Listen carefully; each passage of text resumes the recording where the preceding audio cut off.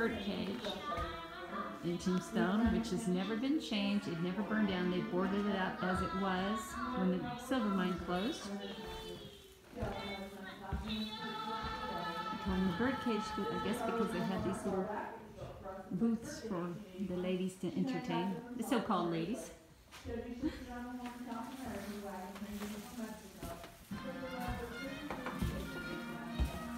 do we have in here? Curly Bill was recognized while getting a haircut in here. He was later tracked down and killed by Wyatt Earp. Well, that's a shame. That's a shame.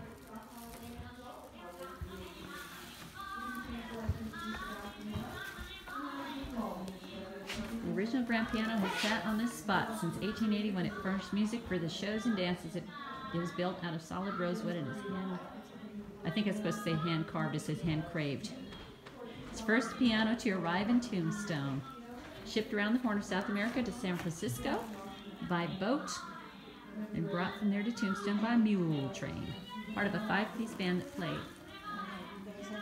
So that's their official stage where they were entertaining. Here's Dan. So yeah.